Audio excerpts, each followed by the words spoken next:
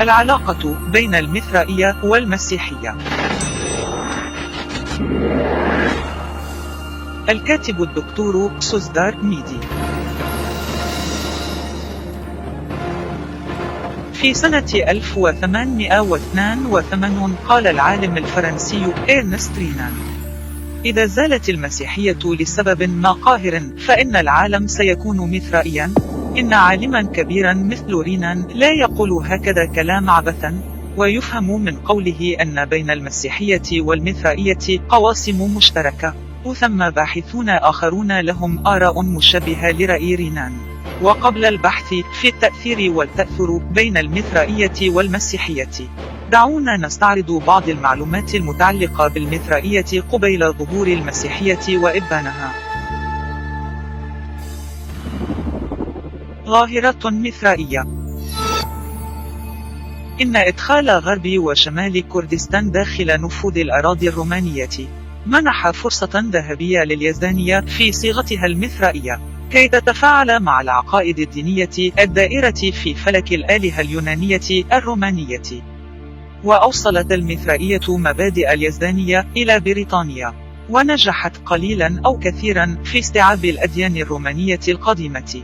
وقبل أن تعلن المسيحية في القرن الرابع دينا رسميا في الإمبراطورية، كانت المثرائية قد أصبحت الدين الأكثر أهمية في الإمبراطورية الرومانية. المرجع ميرداد إزادي، The Kurds، الصفحة 38. وحوالي القرن الثالث الميلادي كانت مملكة كوماجين ومملكة كابادوشيا ومملكة بونتوس قد استوعبت أعدادا ضخمة من القبائل الكردية المهاجرة، وتلقى الملك البونتي الكردي ميثريداتس الولاء من 14 قبيلة من تلك القبائل للوقوف ضد الرومان.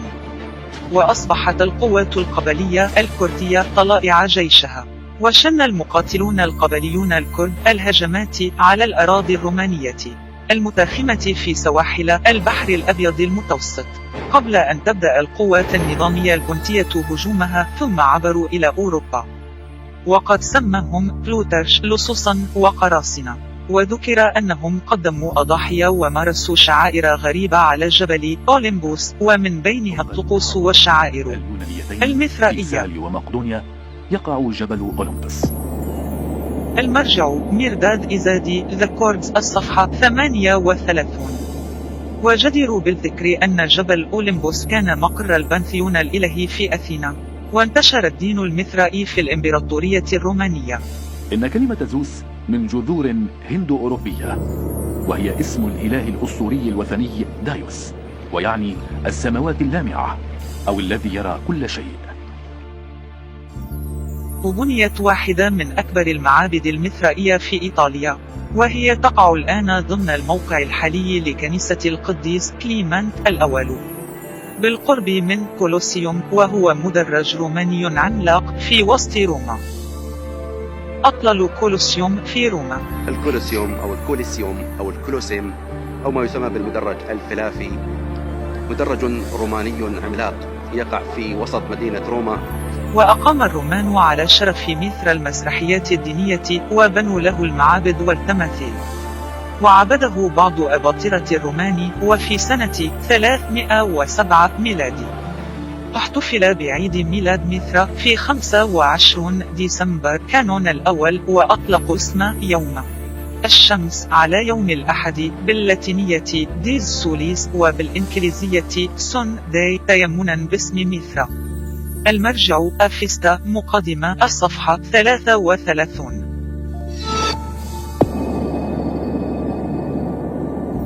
كنيسة القديس كلمنت على أساس معبد مثرائي. انتصار المسيحية.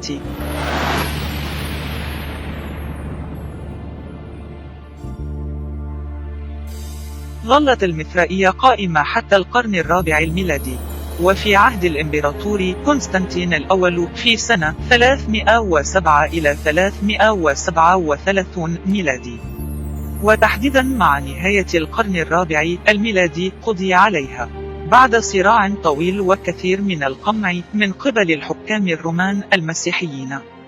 المرجع أرنولد توينبي، مختصر لدراسة التاريخ، الجزء الثاني، الصفحة 187. جيفري برندور، المعتقدات الدينية لدى الشعوب، الصفحة 147. وأصبحت المسيحية الدين الرسمي للدولة، وصنفت المثرائية ضمن الديانات الوثنية، وتعرض أتباعها للاضطهاد، ومع ذلك بقيت بعض آثارها في المسيحية، منها اتخاذ يوم الأحد للعبادة. وفي سنة 313 ميلادي أعلن الإمبراطور قسطنطين يوم 25 من ديسمبر ليكون عيد ميلاد المسيح، وهو اليوم نفسه الذي كان الإمبراطور أوريليان سنة 270 إلى 275 ميلادي قد اتخذه مناسبة للاحتفال بعيد ميلاد ميثرا. المرجع ميرداد إزادي، ذا كوردز، الصفحة 139. ويعتقد أن الإمبراطور قسطنطين الأول هيأ المناخ السياسي والاجتماعي لانتقال المجتمع الروماني من المثرائية إلى المسيحية، ودمج بعض الرموز المثرائية في المسيحية.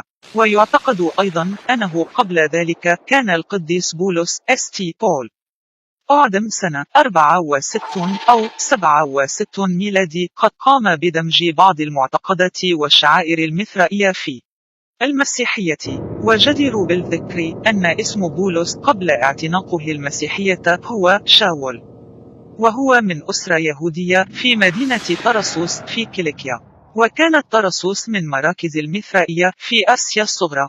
وقد مر أن آسيا الصغرى كانت مهد الميثرائية بصيغتها الجديدة، ومع أن المسيحية انتصرت على المثرائية وإزاحتها، لكن واصل الرسامون والنحاتون الاستفادة من التراث المثرائي في تصوير أحداث لها علاقة بالكتاب المقدس الإنجيل، ومنها صورة إيليا المسيح وهو يعرج في عربة إلى السماء. وإن آثار المعابد المثرائية ما زالت مدفونة تحت بعض الكنائس المسيحية. دينان متفاعلان. وعموما ثم رأيان بشأن العلاقة بين المثرائية والمسيحية. الرأي الأول يرى أتباعه أن المشتركات بين الدينين هو ما يلي: 1. صفة ابن الله لكل من ميثرا وعيسى. 2. وصف كل منهما بنور العالم. 3. ولادة كل منهما من عذراء. 4. يوم ميلادهما هو 25 من ديسمبر. كانون الأول. 5. عاش كل منهما عازبين. 6. عدد تلاميذ حوارين صحابة كل منهما 12 فردا. 7. قيام 3 موغ بزيارتهما وهما طفلين وقدم لهما الهدايا. 8. لكل منهما معجزة في شفاء المرضى. 9. احتفل كل منهما في العشاء الأخير مع تلامذتهما قبل الصلب. 10. صلب كل منهما للتكفير عن خطايا البشر. 11. دفن كل منهما في قبر صخري. 12. قام كل منهما من الموت في اليوم الثالث.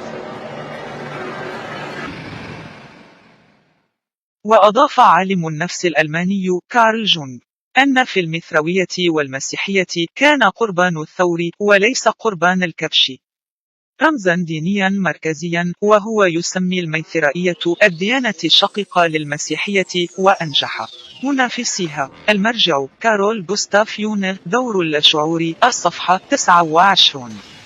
وبناء على هذه المتشابهات يرى بعض الباحثين أن كهنة المسيحية الأوائل اقتبسوا بعض الرموز والمفاهيم والشعائر من المثرائية ودمجوها في المسيحية كي تكون مقبولة عند الناس في ذلك العصر.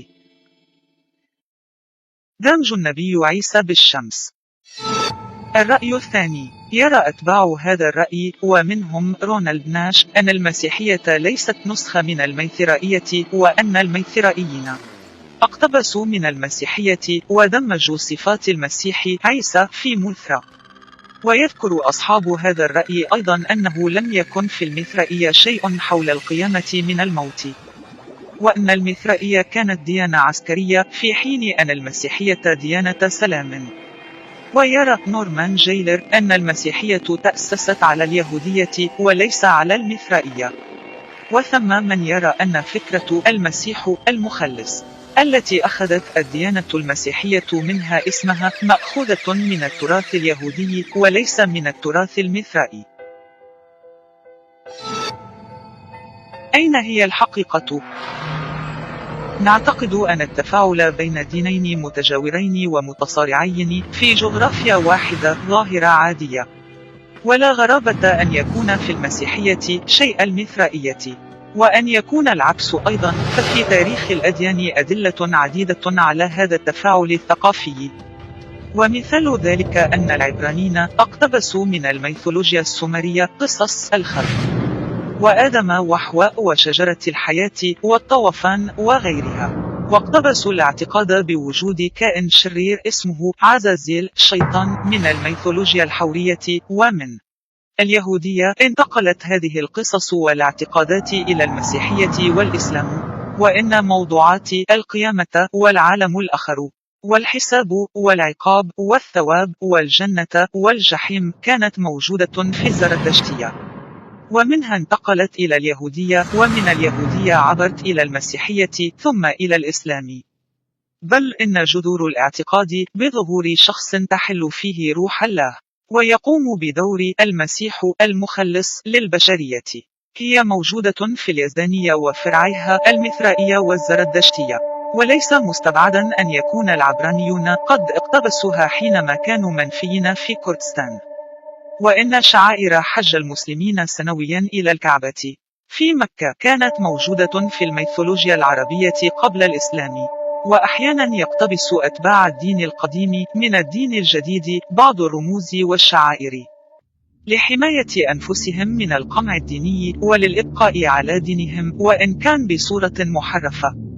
ومثال ذلك ما نراه في اليرسانية كاكي، وفي العلوي هالاوي يساوي آلاوي، وفي الأيزيدية من مؤثرات إسلامية واضحة، وخاصة وجود رمزية الإمام علي في اليرسانية والعلوية، وسيأتي تفاصيل ذلك في دراسات قادمة. الكاتب الدكتور سوزدار ميدي، 24 من يناير 2016. إعداد سردار رامان.